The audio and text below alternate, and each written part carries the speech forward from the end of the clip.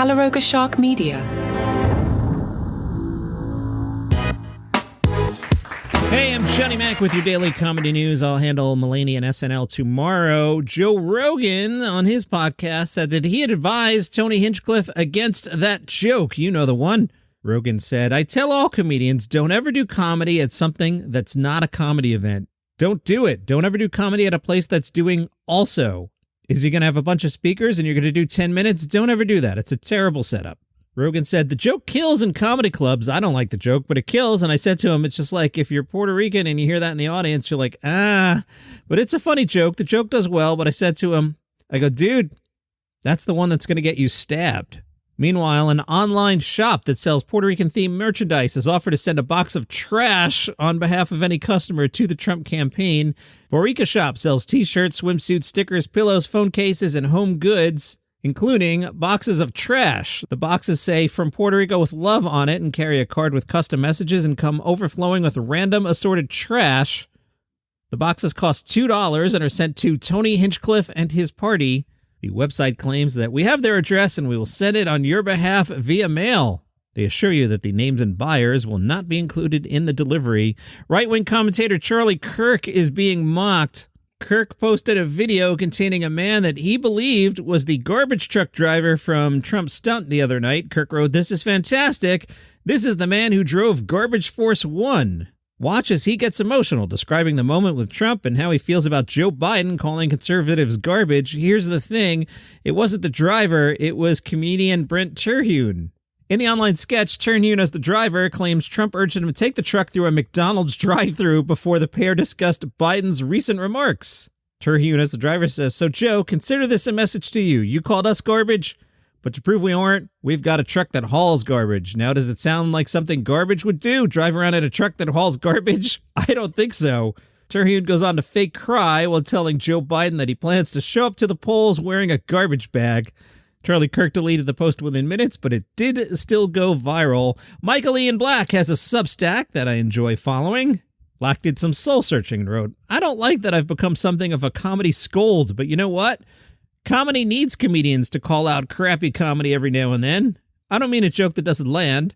I would conservatively estimate 83% of my jokes fail. What I mean is that high-profile comedians tend to be insulated from criticism from their fellow comics for the same reason that all industry leaders tend to get a pass from others in their industry. Joe Rogan is an industry leader. Tony Hinchcliffe is an industry leader. I've called out both of them with 2 links. Scold is not the kind of role I feel at ease with because I've said and done plenty of my own dumb and offensive stuff over the years, including wearing blackface for an episode of Stella. I've committed every comedic crime there is to commit, with the exception of asking my fans if I can, paraphrasing here, Louis C.K. You know what I mean. I'm neither perfect nor as funny as most of the guys I call out, so why do I do it? Because few other comics are. The fact is, I have a small platform and a conscience. I don't ask that they be canceled. I don't say they're not funny. I don't insult their careers. In fact, I go out of my way to acknowledge that they do things well. Joe's podcast, for example, is one of the most important modern media enterprises. That's true. It's also true that he made some jokes in his last special that I had issues with, and I wrote a piece about it. Big deal. Rogan doesn't care what I think. Rogan doesn't even know I exist. With Hinchcliffe, the situation is obviously much different. Hinchcliffe not only understood the assignment, he probably thought he was going to get a perfect attendance record to go along with his standing O. You need to understand that the comedian's bread and butter is laughter. We say things that we expect will be well received. Why would Tony make those jokes with any other expectation? And why would he have that expectation? I do know how jokes work, and I know that feeding your audience this high-fat junk food is bad for them and bad for you. You're free to be a crappy comic, but why be a crappy comic in such an obviously destructive way? I picked and chose the segments that I read there. It's a much longer piece, but it's on Michael Ian Black's Substack if you want to check that out. Good piece by him. Judd Apatow has a fundraiser today, a comedy show benefiting the American Red Cross and victims of Hurricane Helene. It's in Atlanta. It's at the Variety Playhouse. Jeff Foxworthy and Ricky Velez join Judd as special guests. A second benefit show will be held on November 9th at the Beacon Theater in New York City.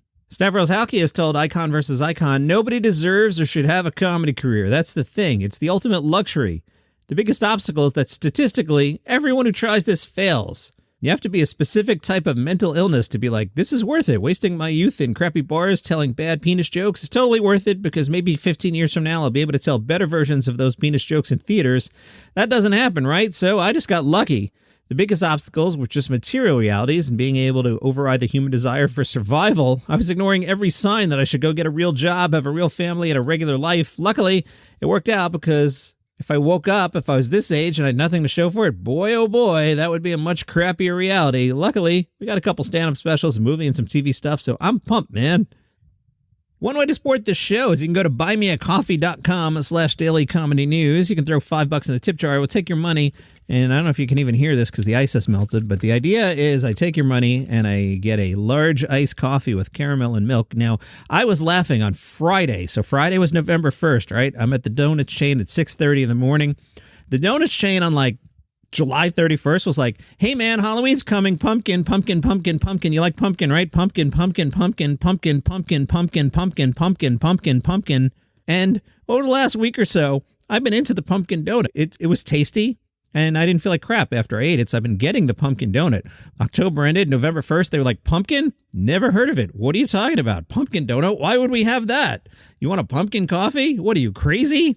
We have peppermint. Now it's all peppermint, peppermint, peppermint, and sugar cookie.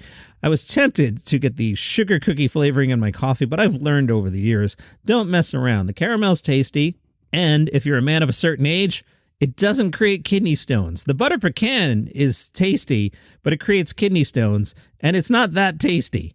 Trust me, you do not want the stones. Buymeacoffee.com/dailycomedynews. Let's hit Gossip Corner.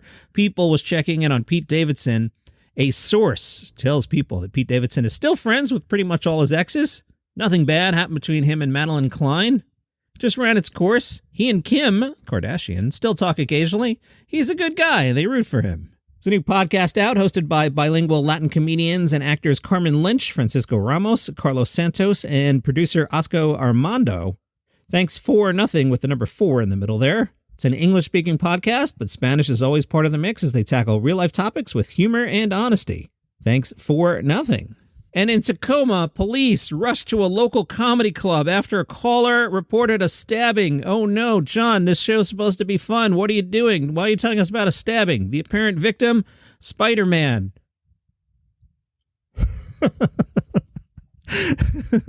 John, it's not funny that Spider-Man was stabbed. Stay with me. Don't you know how the podcast works? Nobody was harmed. What officers found was a group of comedians filming a skit, one of whom was dressed as Spider-Man. You see, Spider-Man is a fictional character, so there was no way Spider-Man was going to be stabbed. He's not real. Officers responded to the 900 block of Market Street a little after 9 o'clock.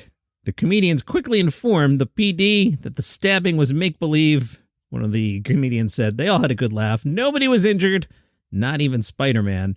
We told him, Spider-Man's over there. And then he saw Spider-Man perched up on the windowsill in the Spidey position.